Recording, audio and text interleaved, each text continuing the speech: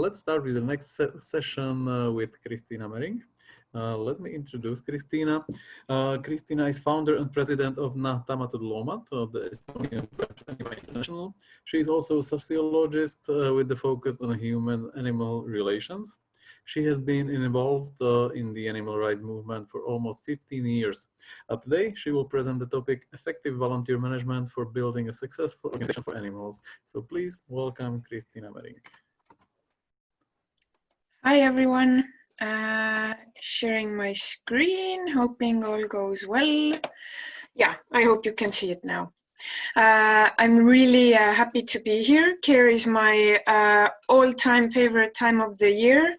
And this time we are online, but still there is so many of us and it feels very powerful. And excellent job in organizing everything, Martin and the whole team. So yeah, really, really excited in being here. And I will be talking about volunteer management. And good volunteer management, of course, means winning for the animals. So I hope I can share some valuable tips that I have learned. So as soon as I can change the slide, which I hope that happened now, I will be covering what I have learned during my experience in coordinating volunteers and what mistakes and pitfalls to avoid. That if you attended the previous presentation by Annabella, which was really, really good, then I'm really glad that, like, even if you didn't attend it, I can offer something new. But if you did attend it, I can kind of elaborate from the Nähtamatud Loomad experience as well, because I feel that throughout the years, I have understood how many things I did wrong in the beginning in volunteer management and how many mistakes I made in things which I thought which were intuitive. And after reading more about this, I now feel that we have made some steps towards improvement. And about me, as Martin mentioned, I'm the founder and president of the Estonian branch of Anima International. Our name means invisible animals. I have been active for animals now more than half of my life. So yeah, it's the best place to be, I think. I have a master's degree in sociology. And I read at least one book per week and try to fit in as much running as fits into my schedule, basically, to deal with the stress that is related in working for animals. So that is really good therapy.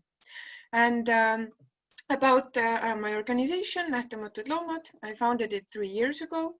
We have 8 full-time employees, new ones coming soon. We are recruiting at the moment. We have around 100 volunteers all over the country. We run 8 national campaigns and we are initiating new ones soon. We are definitely, the expression rapid growth is something that touches us a lot.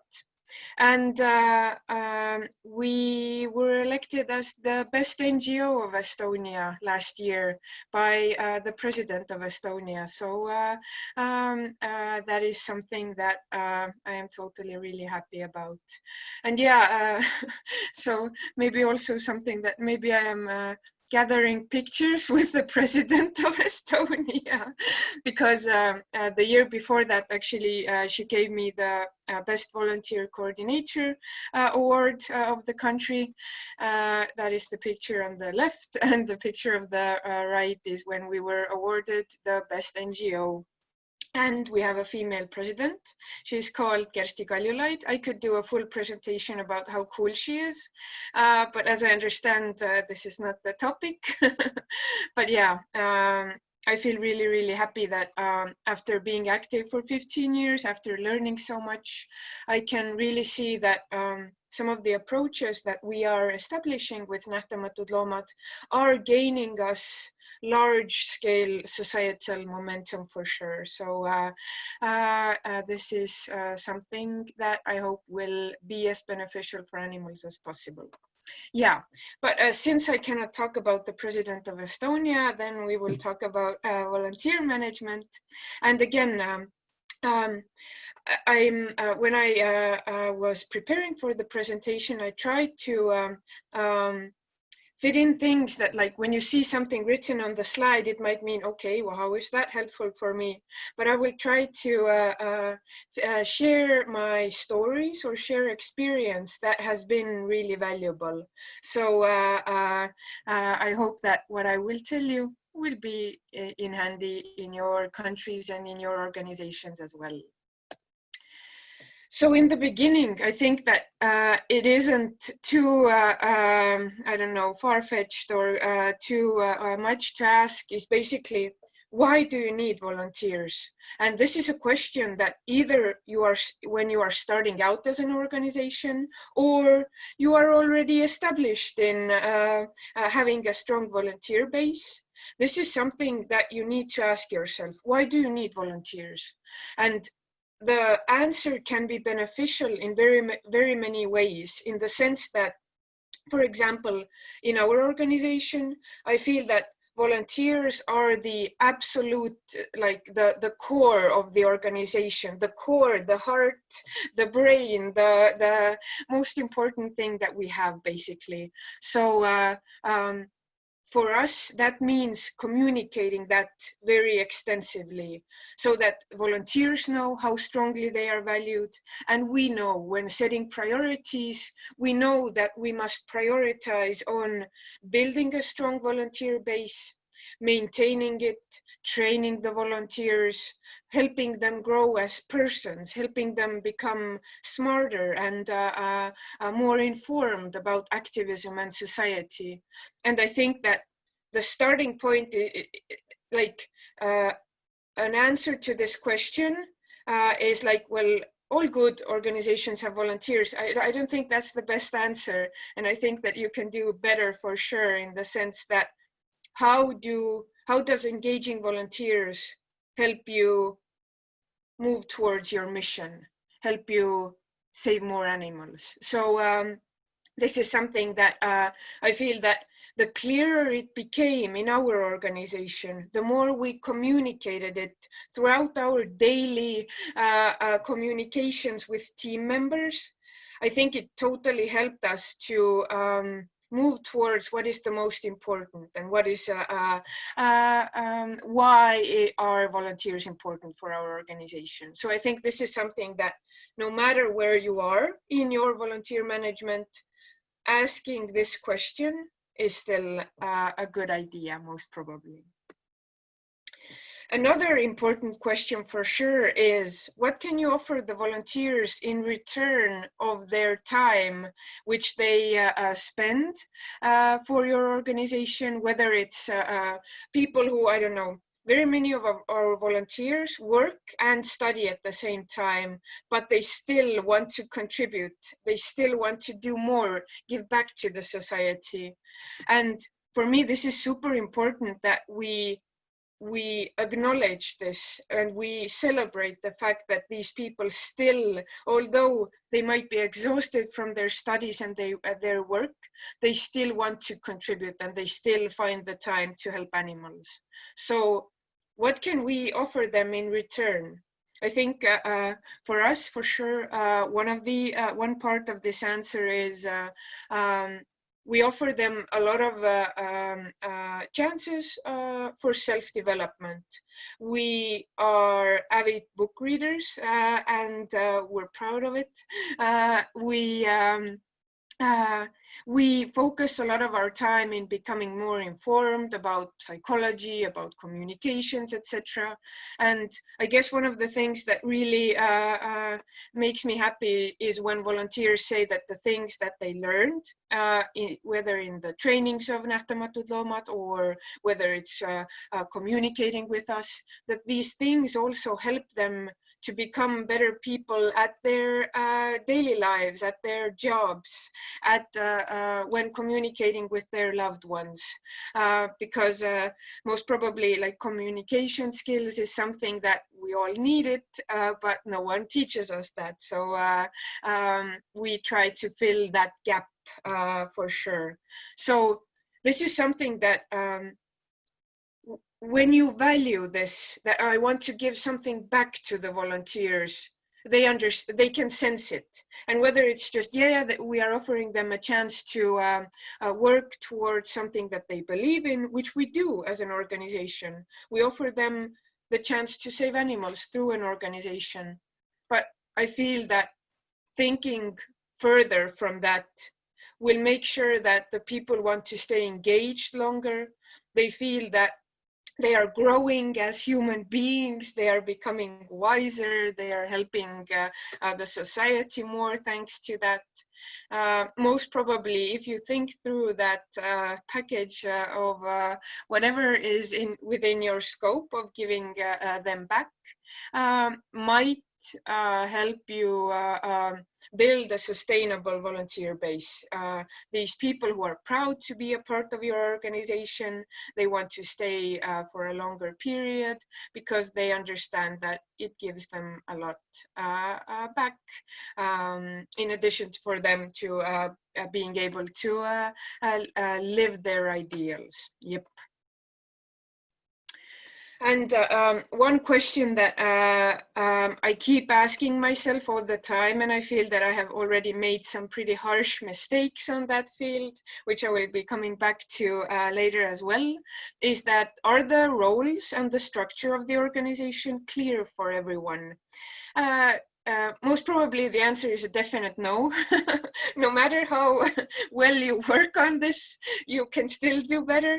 And I really actually appreciate when, for example, talking with new volunteers or volunteers who have been with us for a couple of months or something, and they ask me something like, so what is this like communication and marketing, you know, like who does what is like, and I might be like, isn't it obvious, like it is divided like that and blah blah blah, but like I'm the president of the organization, of course I understand it very clearly, but as a new volunteer they might like, what is happening, is this full chaos, or do you have some sort of idea behind everything that is going on here? So we all understand that the clearer the organization is for the people who work in it, it's the same for like you and me as well, in the sense that if I don't understand what is like,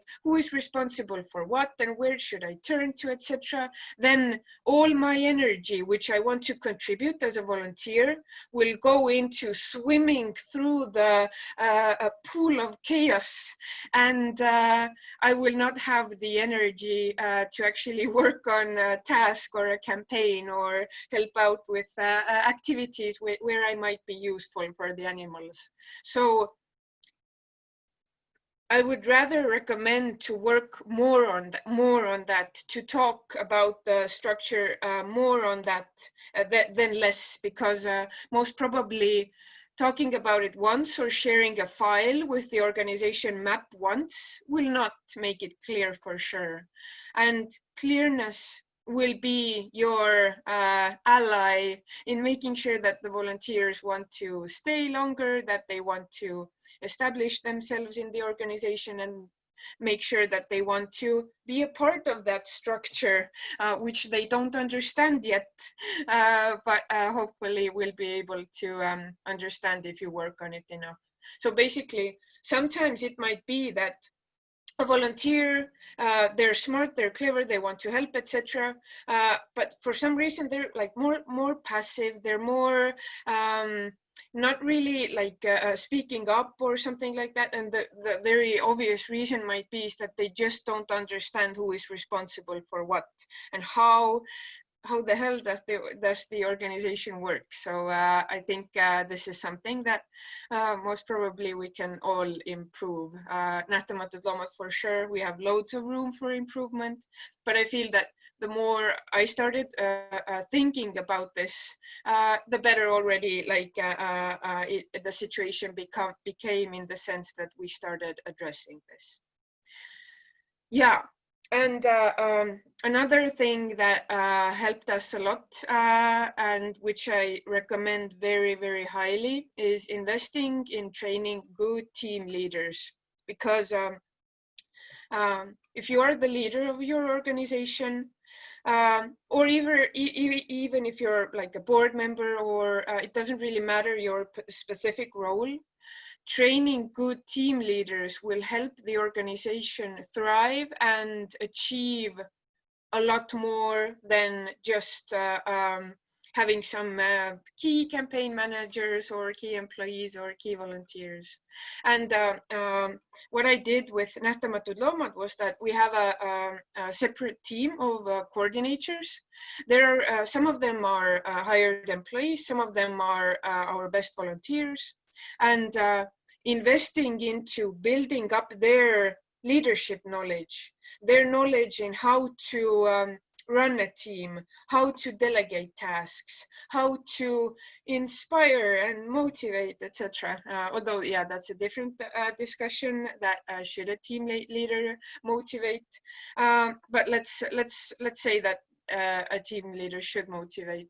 I think that investing into this mid-level position can be really, really valuable, because it increases the potential of the organization, and it gives these people who will be the team leaders, it gives them the position where they can express their empowerment, their good knowledge, and make sure that the team that they are managing achieves as much results as possible.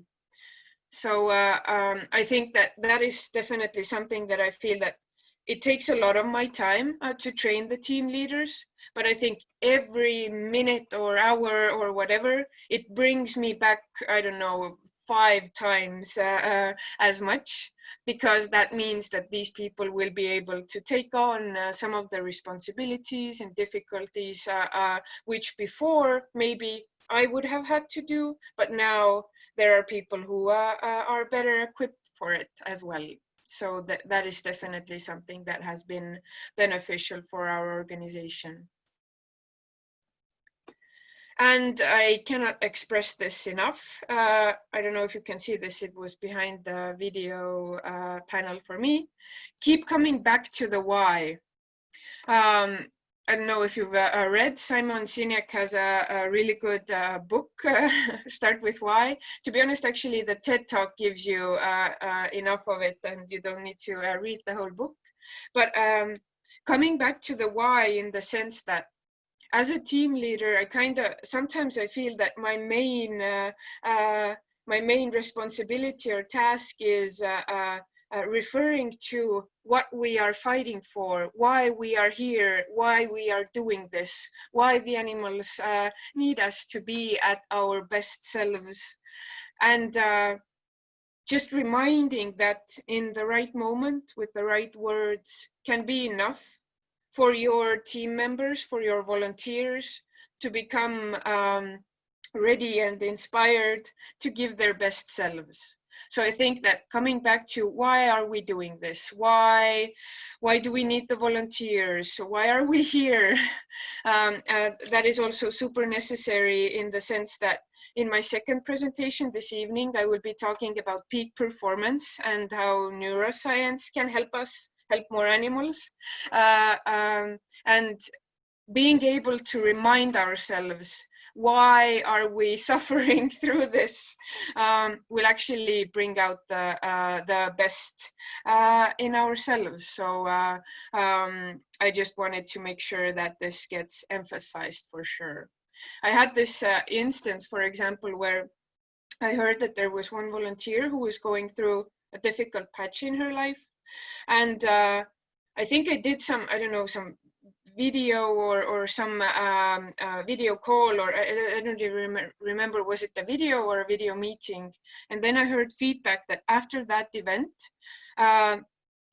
before she was kind of having second thoughts, and maybe she wants to leave and not sure if she's able to fit the volunteer schedule into everything else she was struggling with. But I heard that because in that video I had basically just formalized or said into words why we are doing this and why this is super important. She had decided to stay and still give it her best to make sure that she's able to fight for animals. So yeah, this is totally anecdotal evidence, but I feel that knowing why we are doing this will be the reason why waking up in the morning to save more animals will be easier, and it won't be a drag to get through the day of difficult tasks and negotiating with people who are maybe not that interested in negotiating with you at that specific moment. So keep coming back to the why. Also, another very important lesson that we learned was never presume that volunteers understand things the way that you do. Never presume that, for example, since I posted something on Slack, then everyone saw it, read it, memorized it, and integrated it into their knowledge or something like that. And I think that leaving behind some of my presumptions, just like, I don't know, liberated me from some of the stress that, what do you mean that you are asking me this? We have already talked about this, or something like that. And just making sure that when you communicate with volunteers, they, as Annabella mentioned in her presentation as well, we all live different lives. We see life and the society differently, etc. Maybe they are in a moment where they are super overwhelmed by things that are happening in their private life, or at their jobs, or with something else, and sadly they were unable to read that one super important Slack message, or read that, I don't know, newsletter update, or whatever it is.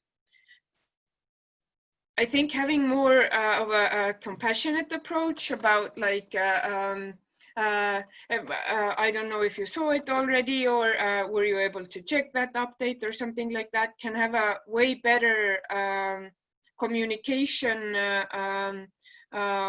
atmosphere, in the sense that people might be having like a guilt trip anyway, because they haven't been able to contribute enough, or are they good enough volunteers, or something like that. And if you communicate your presumptions in a way that is, what do you mean you haven't read it? Then you are tapping on very effectively into their guilt trip. And in the long run, that will not help if your volunteers are actively guilt tripping, but rather they understand that their situation is being, the people are considerate towards them. And it's okay if sometimes they haven't had the time to read something or memorize something, or whatever. Because the point is that with volunteers, one of the trickiest situations that we have is that there is so much information, TMI, like too much information. And when a new volunteer comes, like basically they need to go through some, I don't know, effective animal advocacy college in like, I don't know, a very short amount of time. And when we look at how effective learning works, it doesn't work in the sense that, yeah, I read through this, I don't know, 2,000 pages of Drive documents about the mission and campaigns and values of the organization, and now I know everything. Page 255, I can quote by heart. It just doesn't work that way. So being understanding and compassionate with your volunteers, that maybe they read the stuff, but not everything gets integrated immediately. So re-explaining and being reasonable, in the sense that, of course, it's okay that you are new and you still are learning things. So I'm happy to talk with you about that. It will create a more sustainable climate in the organization for sure. So don't presume that people see things the same way that you do, because this might be your, like, it is obvious to you, you are inside the information daily, but volunteers see a different perspective, and that's okay. They want to do good, they want to contribute for the animals, so it's okay if sometimes you have different outlooks on that. But I guess our attitude means a lot in when we understand when we have understood things differently. So being understanding can go a long way with that. Yeah, and being supportive and demanding high quality at the same time, there is no dissonance there, no way, no. But what I mean by it is that you can clearly state your expectations that in our organization, this is how we operate. We value effectiveness very highly. We value self-development, optimization, etc. And we value bringing the best result for the animals. But at the same time, you can also be supportive in the sense that even the best activists need downtime. Even the best activists and volunteers sometimes need to take a week off, or they will be late 2 days with the task that they needed to do, or they need help with some new responsibility that they are taking on. Or sometimes even the best people, they just don't understand. And that's okay, no problem. There are like, I mostly don't understand anything, so that's okay. So I guess like creating this atmosphere of we contribute the best result that we can, and we want in time our contribution to become even better, thanks to us becoming better as human beings, becoming smarter and more educated.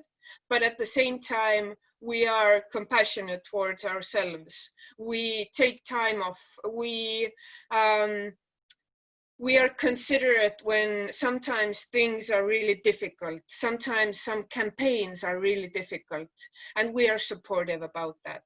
So I think that there is no that we need to create this. I'm like a bit skeptical about some of the approaches in organization culture or management about this like super softness that it's okay if you never do anything but only show up to our team events where we go out for beers and pizza, but whenever we need your help with a task, you are never able to do it. Like, I'm not sure.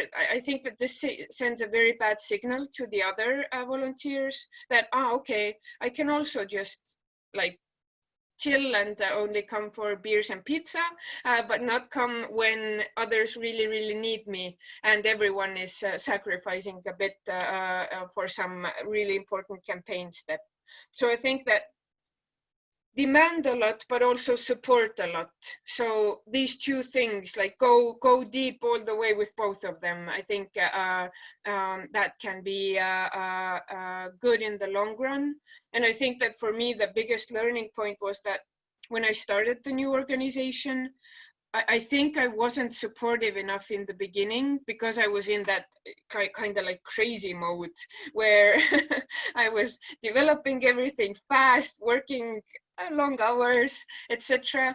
And my motivation was like bursting, like spilling over or something like that. But that can be a very bad situation in the sense, sure, I get a lot done and like things are good, but at the same time, everyone is not in that situation, and my over motivation can kill their motivation basically. So it can be very dangerous as well. So I think that maybe I wasn't supportive enough and I was demanding more than supporting. So I needed to definitely take a step back and to create a more supportive environment where I understand where when a team member needs some time off or to change their responsibility or to discuss how to deal with stress or something like that. So I think that has been definitely a learning point. And I wanted to also talk about the curse of knowledge. I think probably many of you have heard about it. It's a term from communications and psychology, which I think that also most probably we all have something to learn from it, me for sure. The point is that sometimes when you are a strong expert in your field, you are very bad at talking about it because you presume that everyone understands it the same way that you do.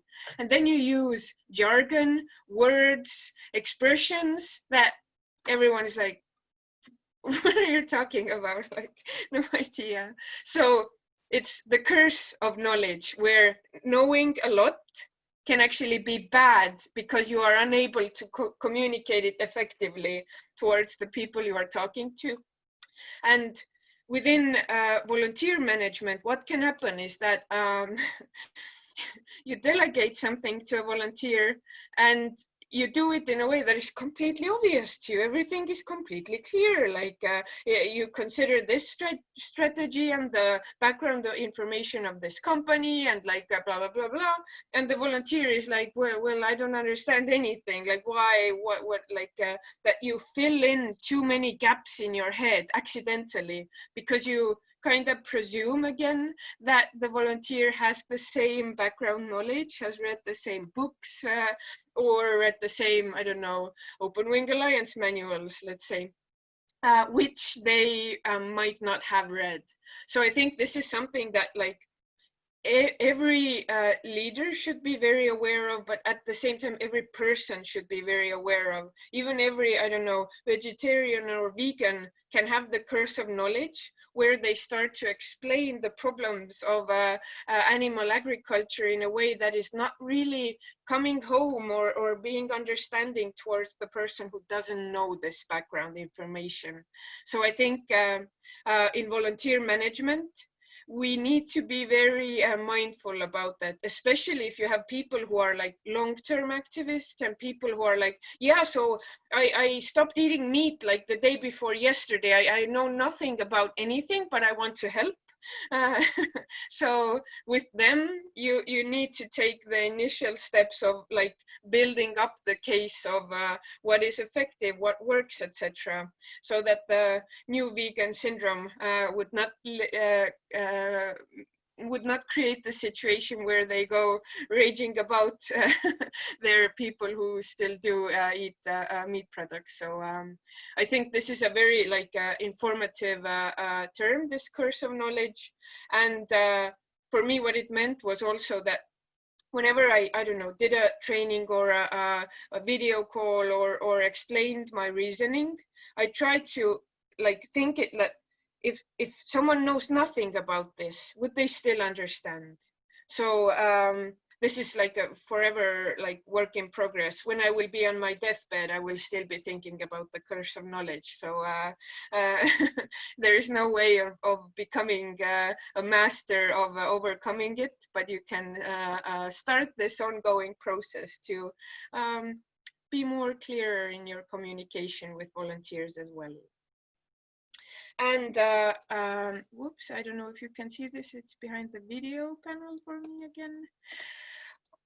Oops, sorry. I think that throughout the years with Nähtamatud Loomad, most probably one of the things where we have developed the most, and something that I have tried to very like strongly and hardly develop in myself as well, is emotional intelligence. And there are really good books about it.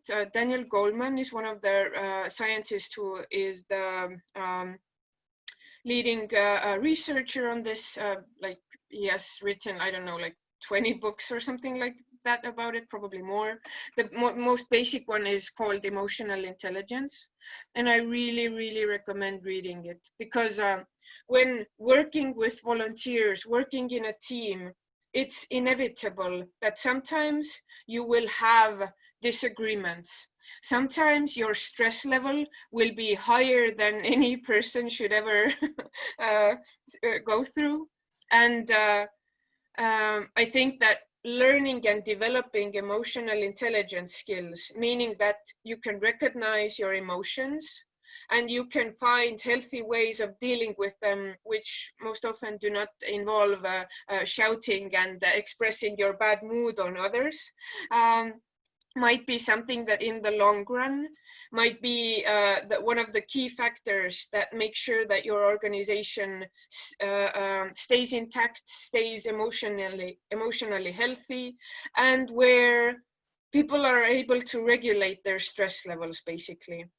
There's a really good article on Harvard Business Review called Why Stress is Contagious. And I really recommend it. It's about basically being very mindful that whenever we have a bad mood, which is totally okay, we all have it, it's human, like it's super fine. What we can do from an emotional intelligence point of view is to be very mindful about how it impacts others. So I think that developing these skills where we are able to recognize, understand how we are feeling emotionally, we are better teammates in that sense. So it's good for us and it's good for others around us. So I think that learning about emotional intelligence will save animals, but will help us be better at saving them. It will be useful for you when, for example, you are giving an interview on live TV and you get a really unexpected, very, like, I don't know, obnoxious, stupid question. You are able to your first reaction would be to, I don't know, be in a shock, but then you can smile because that's what you want to do.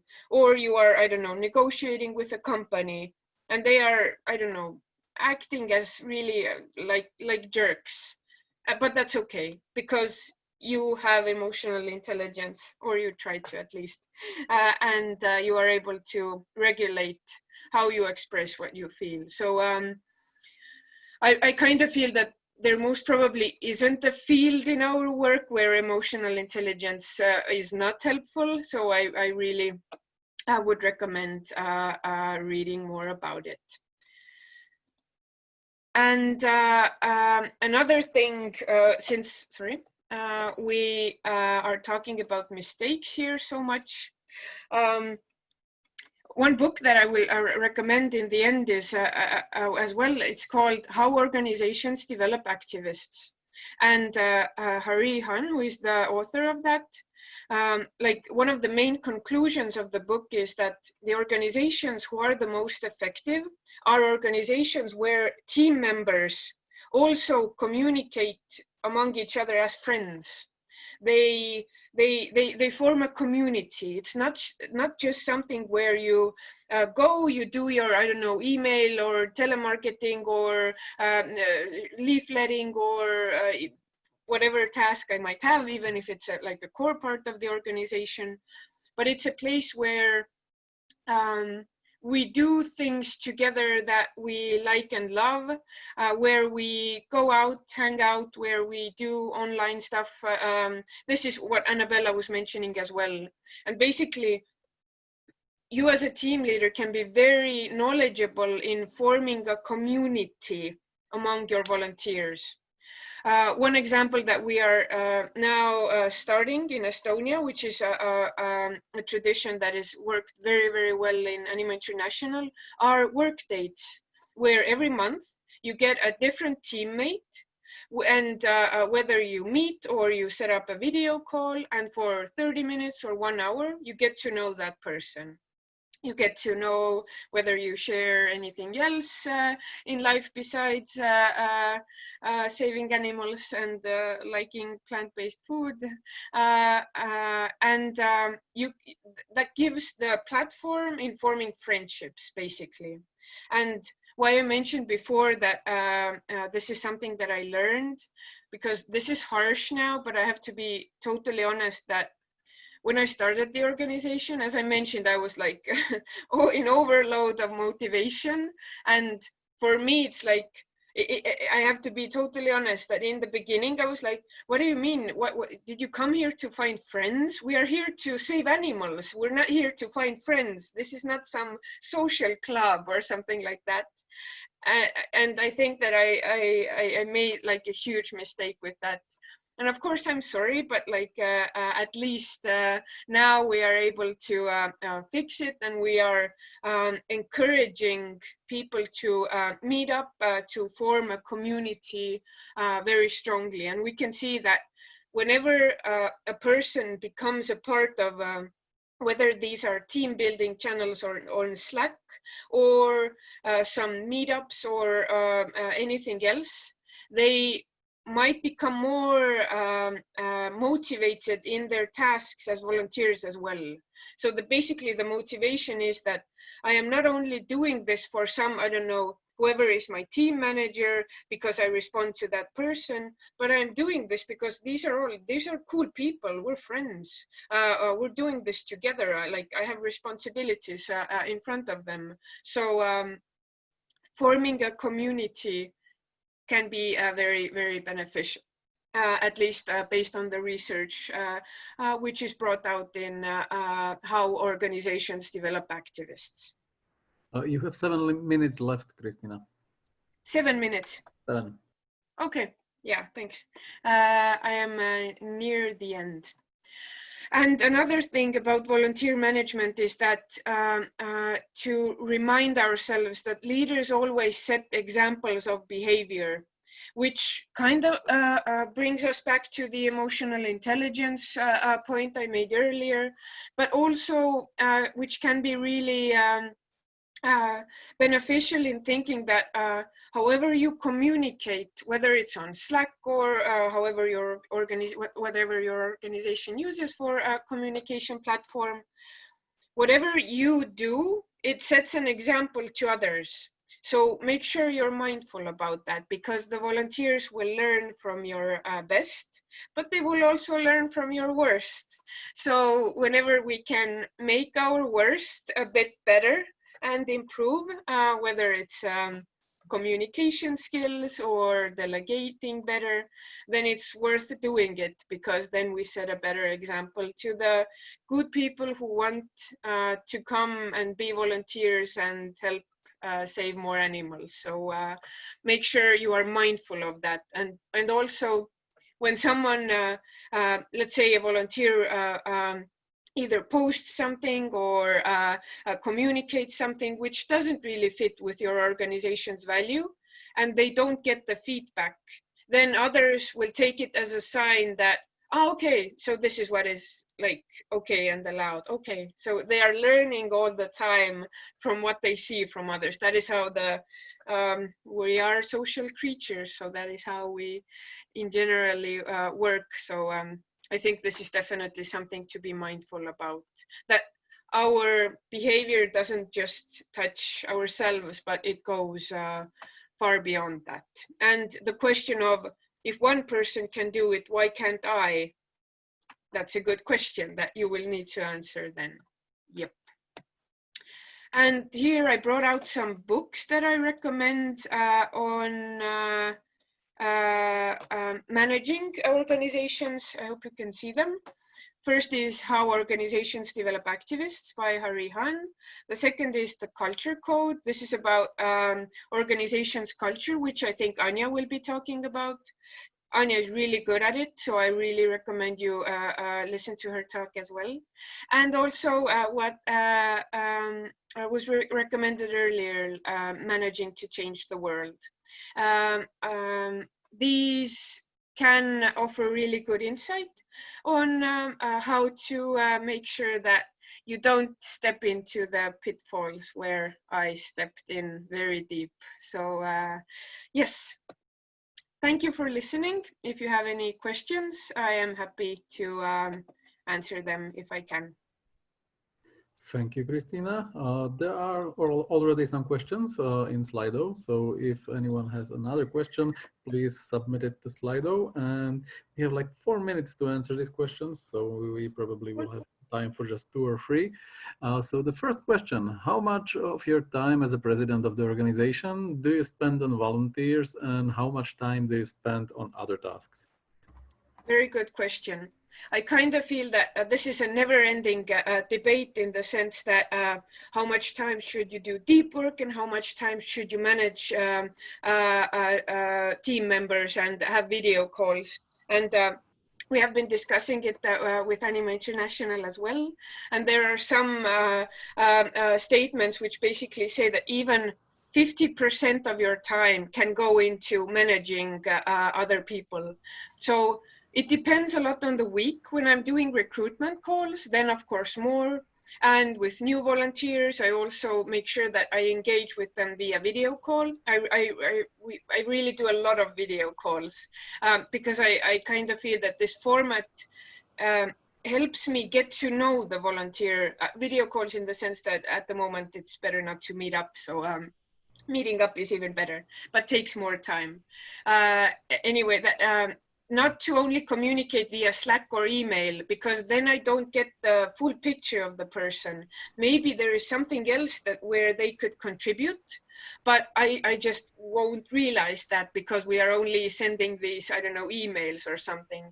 And also because, as I mentioned, forming friendships is super important. And it's kind of difficult to form a friendship via email. Possible, but I guess that is the sense why I would like to say that I don't think that there is a chance where I spend too much time on managing volunteers, because these people will then come and have an impact for animal welfare. So in that sense, be brave in investing even more time in working with people. Yeah. Thank you. I think we have time for just one more question. What kind of tasks are your organization's volunteers helping with, like activism, fundraising, etc.? Everything, absolutely everything. I follow the philosophy of trusting them a lot. That of course I support and train them, etc. But I even sometimes get surprised reactions from them. That, like, we have this one really cool new volunteer coming, and his reaction was, "Wow, you really trust me with this? Like, I'm happy to do this, but wow," that I would suspect that in the beginning I can, I don't know, sweep floors, and then I am trusted to communicate on behalf of the organization. But we follow, Rick Falkwinger has written a really good book, Swarmwise, and it's about like organizations that function as swarms of like beehives. So volunteers, yeah, they help with fundraising, they help with communicating with companies, restaurants, with organizing events, protests, media work, writing. I'm not sure if there is any tasks that volunteers are not involved with. Even some volunteers recruit new volunteers. So it's of course this philosophy of trust, very like rarely, but sometimes it fails. But I feel that the things that we have gained from it are way bigger than what we have lost from it. So I think that yeah, volunteers do. They are trusted everywhere. Thank you, Kristina.